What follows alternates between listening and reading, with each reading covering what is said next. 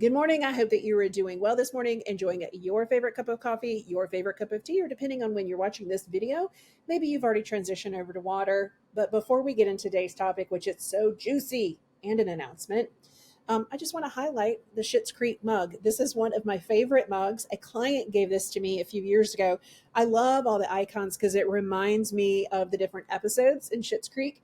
And my husband made me a mug shelf, and whenever we're not using it, like I always see it, and in the morning he gets to pick out which, because that's what he does for me. He picks out my coffee mug and puts it by the coffee maker. And today was all about Schitt's Creek. So it made me super happy. Which now let me go into today's topic, which is handling public criticism. Let that sit for a minute. Now, I want to talk a little bit about it because handling public criticism, I have a term that I use. So if you're a customer, if you are a member, you know, or should know, maybe you don't, now you do, call my baby ugly. Now, I know it's like, that's like a real, like, that's an oxymoron, Rhonda. Baby ugly. You would never call a baby ugly. That's why I say it. Call my baby ugly. I am always open for constructive criticism, but I feel like constructive criticism just kind of makes it feel like really tight and just like, yeah, I'm not going to give her feedback. But if I say, call my baby ugly, my business is my baby. And we put a lot of heart and soul and sweat and tears and love. And if we don't sometimes get our feathers ruffled when someone gives us criticism, then I mean, it that just does that doesn't even seem right, right? So let's talk about it. Let's talk about really three steps in handling public criticism. I think as an entrepreneur, public criticism puts the fear in us. How am I going to respond without being emotional, without stirring the pot even more? How am I not going to take it so personally that it makes me want to quit or put the covers over my head? Sometimes I think that there is judgment without context.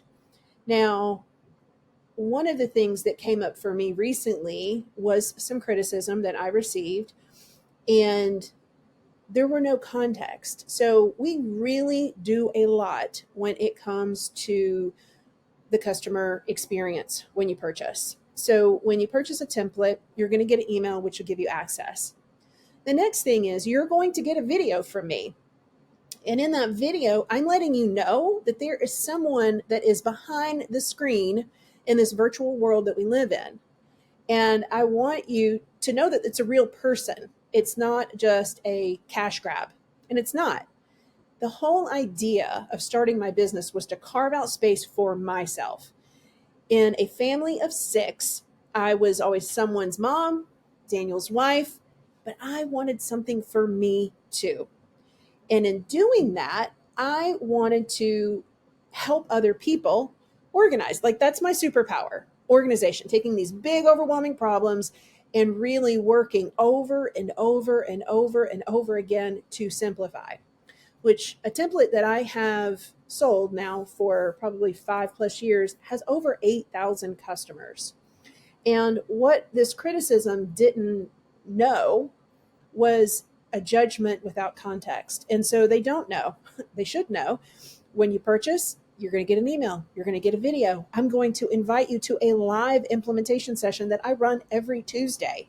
I want to make sure that you get up and running, because I know if you do it, then the first 48 hours of implementing, you're going to be like, oh my gosh, this template is going to change the way that I run my business. That's first things first. Not to even mention, there is a community with it as well. So it really didn't give the context, right? Second thing, that success, now this is feeling a little bit vulnerable for me, success attracts both praise and criticism. I think that we all, as business owners, when we've kind of found our thing, we found our niche, we've found something that is successful, yes, we want praise. That was really hard for me to take on. And to be honest, my very first customer feedback or testimonial was from Carol Jeffrey. And she's like, you've literally saved me 5 hours a week. And Carol still follows. Like, I will see her randomly in posts. She'll comment on different posts that I have. And like the praise is hard for me to take. I don't know why, like that's a whole nother topic in conversation, but it attracts both praise and when you are on top, so that's me being a little bit more vulnerable, it will attract criticism. And for the most part, just based on experience, I will read the criticism and it's either I like take the context and I'm like, it's either valid or it's not. And I will just respond to it. And let's face it, whether it's organic post or a paid ad, it is engagement on the ad. So thank you. Can I have another? Right. I know a lot of people when they have post or they're paying for ads and there's a negative comment there. What do I do with it? What do I do with it? Well, address it and be thankful for the engagement. Like we need to help each other, right? Obviously we don't want criticism, but this is just kind of like a few steps to help handle. And then the last point that I want to make is to filter the criticism or filter that feedback without losing your focus. So, a really quick story, when I was running my seasonal event, 12, 14-hour days, at the very end of the event, a consignor came up to me and she was mad because one of her items, it wasn't sold and it wasn't returned to her. The item ended up being a dollar dress. So in reality, she would have gotten 65 cents, probably less than that because I'm sure it was probably discounted. But she wanted that dress. And her comments to me felt like a gut punch. And it did not matter how everyone else felt about the event, all the great items that were sold, the families that were served, the nonprofits that we could donate to, thousands of people. What do you think stuck out to me? That one comment that she made to me. Obviously, it's still sticking out to me because I'm sharing with you today, and it's been years. But how can we filter out without losing focus? I think it just has to happen over time. Number one, when we are entrepreneurs and we post ourselves publicly, we are opening up criticism. We're opening ourselves up to criticism because we cannot make everybody happy, right? If we think about the context with which someone has given that feedback, that criticism, then we can either choose to take the high road or we can choose to retreat. And finally, I think how we don't lose our focus, it's just going to have to happen over time and just be open to that and understand every single time that happens to you, which hopefully it doesn't happen a lot, but the more that it does happen, the easier that it will get.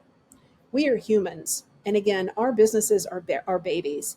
And so there is going to be an initial emotional reaction to any type of public criticism and or feedback. So my recommendation is know that it's coming.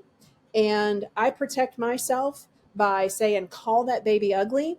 I'm a systems person and sometimes my systems break down. So if I were to worry about that, then I really shouldn't be in business. The way that I approach it is like, yep, you're right. The system broke down.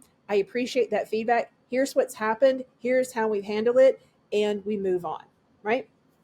And so I hope that this episode here or this video is really helpful in helping you handle, because I know it's going to come. I know it's going to come for me, and I may get some backlash for this video. But if we did not, if we didn't care about our business the way we did, then any type of criticism would not offend or hurt us, right? And so calling the baby ugly can only improve your customer experience and your experience as a business owner. Now, if you were in my membership, you know that this week on the 25th, we have a whole host of management assets that are dropping. So make sure to check your members area. And it is so good. This month's Life at a Glance Planner. If there's anything that we can do to help, let us know. All right. Take care. We'll talk soon.